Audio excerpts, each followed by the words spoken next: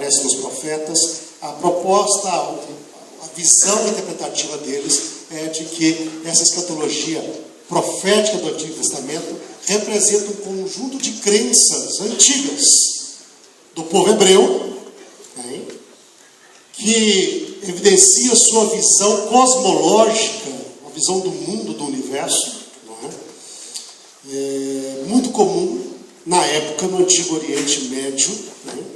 E você irá ver nos comentários bíblicos de Isaías, vão falar dos paralelos entre essa visão e literatura mesopotâmica, literatura antiga do Antigo Oriente Médio, cananitas, mitos de Baal, etc. Né? As visões que aparecem ali. E, portanto, que implicação tem isto para a história humana? Nenhuma. Antigamente se creria que Deus viria, que destruiria tudo, criaria um novo céu, uma nova terra, porque eles acreditavam que Deus tinha criado os céus e a terra. Mas hoje nós sabemos que tudo isso passa de mito. O mito da criação para explicar as coisas que eles não entendiam. Na ciência nós sabemos que todas as coisas começaram por uma evolução.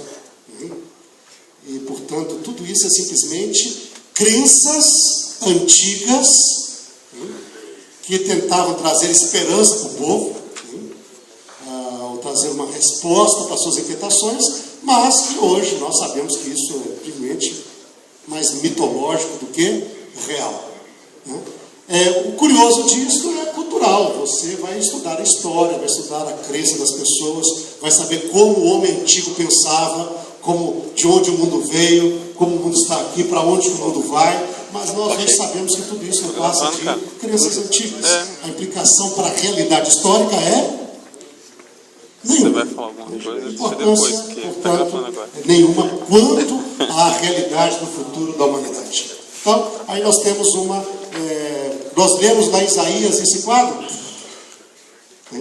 Esse quadro nunca vai acontecer. Como não vai acontecer nenhum quadro escatológico bíblico? Esse quadro apocalíptico, quadro que seja dos evangelhos, tudo isso é crença antiga, nada disso vai acontecer. Então, essa é uma proposta. Resolve o problema. Tá bom, está resolvido. Bom, evidentemente nós não compartilhamos desta visão. E não cremos que isto seja a resposta adequada. Uma segunda resposta de interpretação é a proposta evangélica dispensacionalista. E nessa proposta, a escatologia profética do Antigo Testamento é vista como uma descrição detalhada dos eventos que ocorrerão no término da história humana, ou durante o milênio. E aí, então, para este grupo evangélico que representa hoje os grande massa dos evangélicos tradicionais, que acreditam na Bíblia como palavra de Deus, e tanto de igrejas evangélicas como as pentecostais, neopentecostais, carismáticos, todos eles geralmente abraçaram esta linha. A escatologia clássica é muito importante. É especialmente nela que você encontra a descrição dos detalhes do futuro da humanidade. E portanto, ela é muito relevante. Estudá-la, conhecê-la é muito relevante. Só para aqui dar uma pequena repassada, pode ser que um ou outro não conheça assim tanto em detalhe a questão do dispensacionalismo. O dispensacionalismo tem diferentes correntes, mas uma clássica apresenta ali a ideia de 7 dispensações. Uma dispensação é o modo como Deus se relaciona com a humanidade com o intuito de salvá-la, especialmente depois da queda. Então, é o modo como Deus se relaciona com o ser humano. E aí eles propõem 7 dispensações. A primeira dispensação, a dispensação da inocência. Ela ocorreu durante o período do Éden, antes da queda. Era através da inocência do ser humano que Deus podia comungar com o ser humano e ter relacionamento com o ser humano. Adão e Eva enfatiza que eles estavam nus, mas eram inocentes, né? Então elas não conheciam o pecado. O homem puro, inocente, sem pecado, através dessa inocência, Deus relacionava com ele. Depois da queda, até o dilúvio, Deus se relacionava com a humanidade através da consciência. Aquela voz que falava para você: este é o caminho, andai por ele, não é? E essa consciência, tocando a consciência do ser humano, foi assim que Deus relacionou-se com Adão e Eva depois da humanidade. Aparece, chama atenção para o pecado, falou com Caim, não é? E tentou trabalhar com a humanidade até o momento em que o verso bíblico chega no momento pré-dilúvio, que diz que o coração do homem era tão corrompido, era mau todo o tempo, não podia mais ouvir a voz do Espírito Santo falando a sua consciência. Mas durante todo esse período, até o dilúvio, Deus trabalhava através da consciência do ser humano. Depois do dilúvio, Deus viu que a consciência do homem estava muito fraca, então ele colocou um modo de relacionar-se com o ser humano através do governo humano. Quando diz lá: aquele que derramar o sangue do homem, pela mão do homem o seu sangue será derramado, é compreendido como estabelecendo o governo humano, a autoridade humana, como meio pelo qual Deus iria atuar na humanidade, vingando, trazendo juízo, etc. Quem obedecesse à autoridade humana, automaticamente também obedeceria a Deus, estaria relacionando-se com Deus e sendo salvo, estaria salvo. E isto foi até o momento da Torre de Babel, quando a autoridade humana une toda a humanidade e rebela-se contra Deus. E aí acaba a dispensação do governo humano, né? E aí vem o período de Abraão. Aí então Deus agora trabalha através de promessas. Chama Abraão, faz promessas. Quem aceitava e vivia as promessas de Deus, este era salvo. E daí vai de Abraão até o período do Êxodo, geralmente é o capítulo 19, quando ele chega ao pé do Monte Sinai. Durante esse período, quem acreditava nas promessas de Deus era salvo, e relacionava-se com Deus. A quinta dispensação é a dispensação da lei. Então, desde o Sinai até o final da vida de Jesus, o ser humano era salvo pela obediência à lei. Quem guardava a lei de Deus, este era salvo e se relacionava com Deus.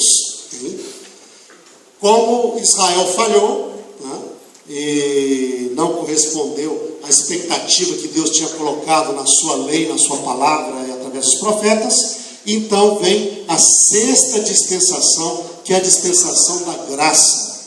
Quem aceita a graça de Deus, este é salvo, também conhecido como período da igreja, a dispensação da igreja, indo desde o momento que Jesus foi arrebatado aos céus, e agora a igreja fica aqui, sozinha por si, início do livro de Atos, até o momento do arrebatamento secreto.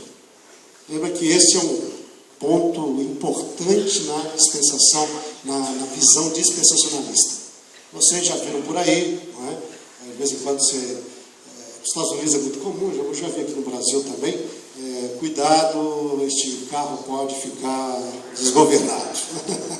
Não é? O indivíduo aqui eu sou cristão, eu posso ser arrebatado a qualquer momento, aí o carro vai bater em qualquer lugar aí. E aí pode acontecer com os ônibus, com os aviões, né? Você tem que perguntar para o seu piloto de avião: você é cristão? Se for, cuidado para poder entrar no... Mas aquele filme Deixado para Trás, Left Behind, ele é um filme que popularizou essa visão dispensacionalista, não é? A igreja toma aquele verso que diz, né, que Jesus fala que 2 estarão no telhado, um será levado, outro deixado, 2 no campo, um será levado, outro deixado, etc. Então essa é a ideia do arrebatamento, que marca o final do período da dispensação da graça. E aí começam os preparativos para a dispensação milenar. A dispensação do milênio. Quando então irão se cumprir todas as prescrições ou as predições da escatologia bíblica, e toda a lei de Deus será finalmente observada. O santuário será reconstruído em Jerusalém. Jerusalém será a capital do mundo. Okay? Com o arrebatamento existe uma conversão, grande conversão da população judaica mundial, tá? A qual vai pregar o evangelho para todo mundo, e aí vem um reino de 1 milênio de paz, com as pessoas subindo para celebrar as festas de Jerusalém, para oferecer o sacrifício do santuário e para viver a lei de Deus em todos os seus detalhes fielmente durante esse período do milênio. É claro que existem visões, alguns colocam a semana de tribulação, que seria da última Daniel, 70 semanas de Daniel, no início do período do milênio, alguns colocam no final, tem diferentes opiniões, mas Jesus vem no início visível também, outros colocam só no final, e até o anticristo vai aparecer no final do milênio para poder bagunçar todas as coisas. Aí Deus vem, bota o reino eterno e acaba com tudo aqui, estabelece o reino eterno. Essa é a visão dispensacionalista. É muito comum. Existem outras variantes, alguns colocam 8 dispensações, alguns colocam 4 dispensações, outros colocam 3 dispensações. Eles simplificam, hein? Mas a clássica, a mais clássica é essa de 7. Um bom número também, bem bíblico. 7. Número perfeito. E aí nós temos centenas de milhões de cristãos que acreditam que o futuro virá desse jeito. E aqui, durante o milênio, tudo que não pode ser cumprido pelo fato do povo de Deus ter sido infiel, não ter cumprido a vontade de Deus, será cumprido durante esse período. Ok?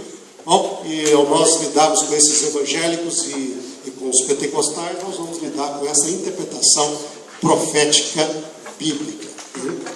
E está, evidentemente, nós temos como igreja várias dificuldades aqui com esta visão. Uma delas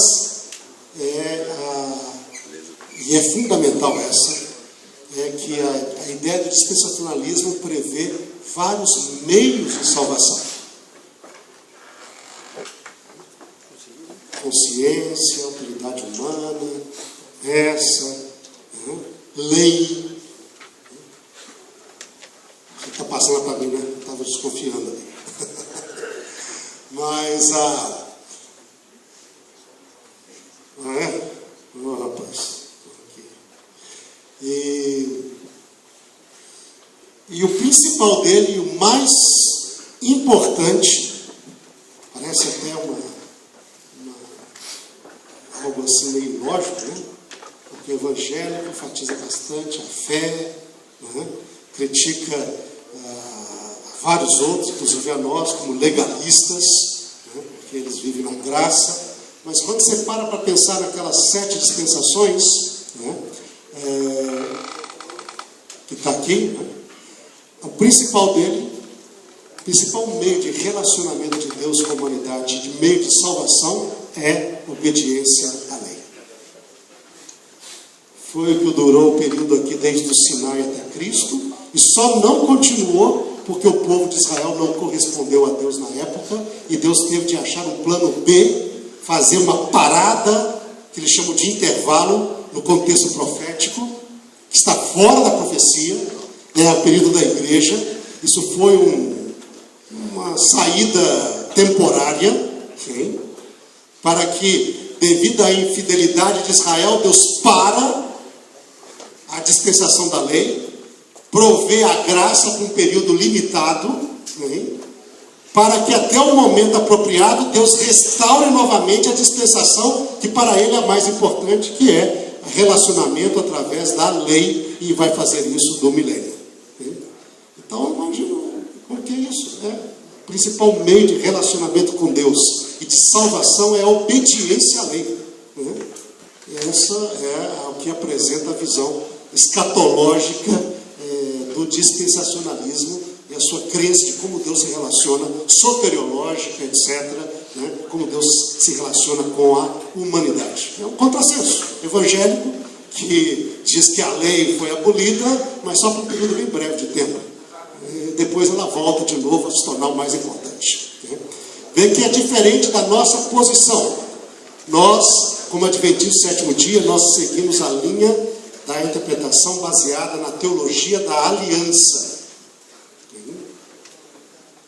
Todas as interpretações adventistas estão fundamentadas sobre esta teologia da aliança, que é uma herança que nós temos recebido através da linha calvinista. Ou seja, Deus tem um pacto com a humanidade, com o ser humano, com a humanidade, com a igreja, com Israel. E para entendermos essa profecia, nós temos que entender dentro do contexto do pacto, da aliança. E na nossa visão adventista, só existe um meio de salvação. Isto é, pela graça de Deus, no sangue de Cristo Jesus, desde a queda, porque antes da queda não havia necessidade de salvação, já que o homem não tinha pecado, mas desde a queda até o último momento da história da humanidade, só existe um meio pelo qual importa que sejamos salvos. Um só nome: Jesus Cristo, nosso Senhor, e seu sacrifício na cruz, sua vida, seu ministério, seus méritos. Somente Ele, por meio dele, o ser humano pode relacionar-se com Deus e ser salvo. Então, é curioso que nós, então, que tanto enfatizamos a lei de Deus, acreditamos que o único meio de relacionar-se com Deus e ser salvo é pela graça e não pela lei. Porque a lei não é para se salvar, a lei é para aqueles que foram salvos. A vida da lei. Então, esta é uma maneira bem básica de apresentar essa ideia. Nós, portanto, nós temos nossa interpretação está baseada na teologia da aliança. E a obra básica que apresenta uma mais influente no meio adventista com respeito a esta interpretação da escatologia nos profetas clássicos é, sem dúvida, o artigo que aparece no 4º volume do Comentário Bíblico Adventista, que agora está em português também. Então, aqueles que quiserem ler em português já têm acesso ao 4º volume. O papel de Israel na profecia do Antigo Testamento. Artigo introdutório desse volume que trata dos profetas, terminando aí o Antigo Testamento. E ali então apresenta essa ideia básica. A profecia clássica, ela é condicional. Por quê? Porque ela está baseada na condicionalidade da aliança. Se você obedecer, Levíticos 26 e Deuteronômio 28 diz: se atentamente ouvides a minha voz, guardares os meus mandamentos e andares nos meus caminhos, então eu vos farei isso. Parece um se vocês andarem, se vocês guardarem. Mas, se vocês forem rebeldes, não me ouvirem, não andarem nos meus mandamentos, se rebelarem contra mim, então eu vos trarei as maldições. Essa aqui. Ou seja, o cumprimento do plano de Deus para o seu povo estava condicionado à resposta de fé e obediência do povo à proposta divina. Então, e a profecia, ela é parte do contexto da aliança de Deus com Israel. Isso é biblicamente bem estabelecido. E, portanto, existem condições a serem atendidas para que a vontade de Deus expressa para o seu povo pudesse ser realizada. Então, esse é o ponto básico nessa visão da teologia da aliança. Então, aí parece bem claro nas bênçãos e maldições que aparecem nos capítulos, não somente nesses, mas esses são os mais representativos, Levítico 26 e Deuteronômio 28. As implicações interpretativas, então, desta visão, elas são: primeiro, os textos da escatologia clássica, elas apresentam o futuro que poderia ter ocorrido se Israel tivesse sido fiel após o retorno do exílio babilônico. Então, sobretudo, a escatologia clássica apresenta um futuro que viria após a restauração do exílio babilônico. Esse futuro poderia ter ocorrido se o povo tivesse respondido com fé.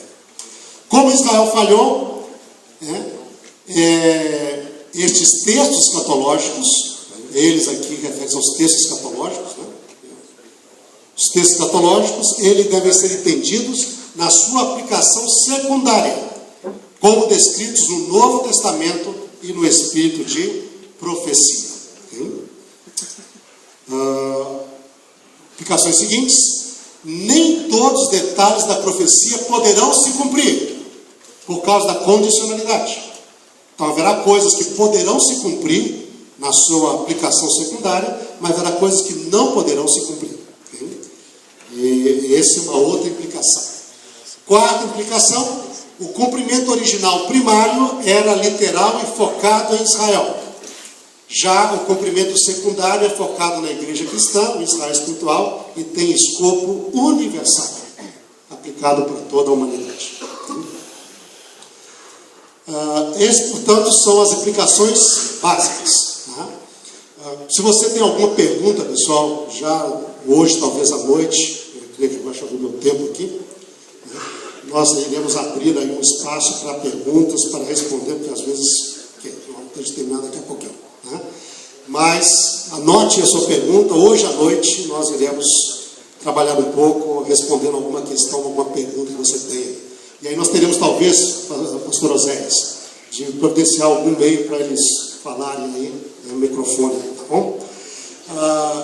Bom, esta é o artigo básico mais influente, mais impactou a nossa interpretação quanto à escatologia das profecias clássicas, sem dúvida, no nosso meio adventista. Mas temos outras obras importantes também, que trabalham detalhes dessa visão geral, trazendo algum aspecto, alguma precisão e alguma outra dimensão, aprofundando essa visão. Uma delas são as obras de Hans Kung Larondel.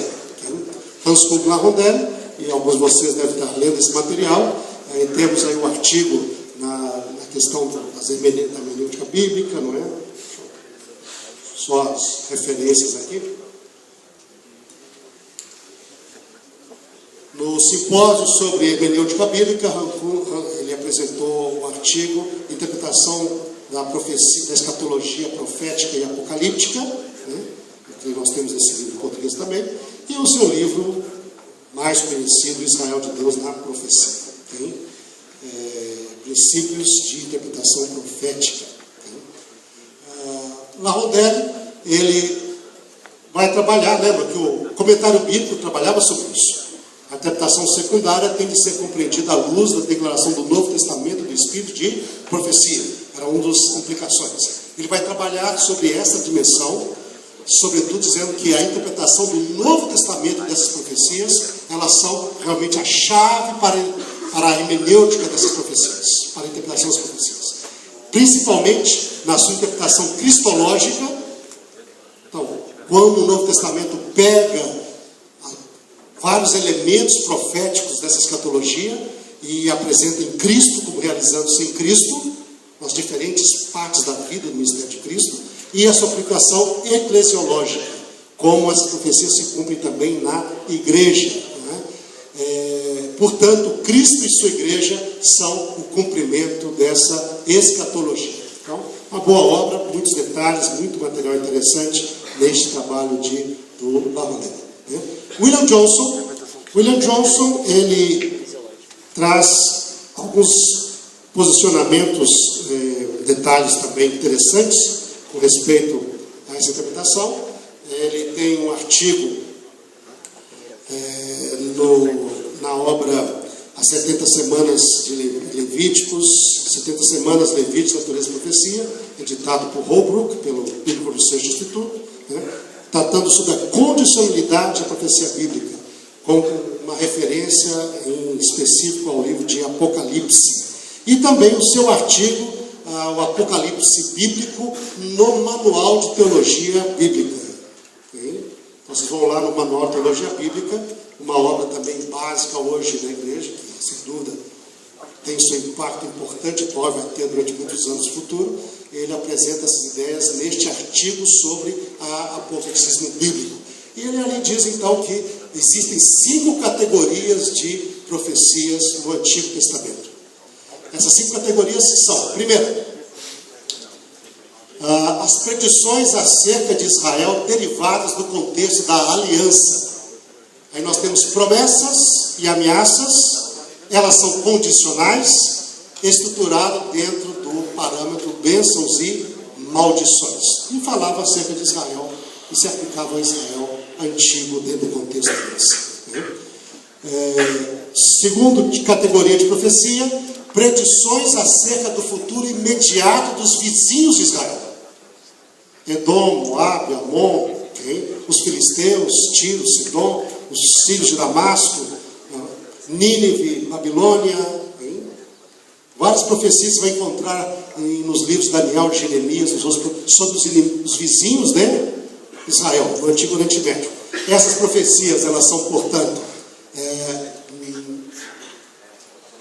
teriam 2 tipos dela ali. Elas não estão no contexto da aliança, que trata dos vizinhos de Israel, e elas seriam, de um lado, condicionais, como exemplo de Jonas, Nínive. E qual a condicionalidade se não está na aliança? A condicionalidade está baseada no livre-arbítrio humano. A pessoa pode responder à graça de Deus, e na graça de Deus, como foi o caso de Nínive e Jonas. Eu não terei misericórdia dessa cidade, 120 mil. E eles responderam, e Deus não destruiu. E vê que Jonas pregou, dentro de 40 dias a cidade será destruída. No entanto, essa pregação era condicional, devido à graça de Deus e à resposta humana. Ou incondicionais. A mesma Nínive, já agora trabalhando aí cerca de 250 anos depois, provavelmente, a mesma Nínive, no livro de Naum, já não tem mais essa graça condicional. Agora a profecia de destruição incondicional da cidade, como Jeremias fala de Babilônia, e isto é exemplo da soberania de Deus. Deus, na sua soberania agora, julga os pecados dessas nações e determina o seu destino. E já não há como escapar disso. Já será destruída, será morada de coruja, de animal, etc. Não será mais habitada, dizia Naum, com respeito a Nínive. Então esse seria o segundo tipo. Terceiro tipo de profecia, profecias acerca do futuro distante. Agora já não é o futuro de Israel próximo, o futuro distante de Israel e da humanidade. E nessas profecias acerca do futuro distante, nós temos o contexto original, que ele sim era condicional, se aplicavam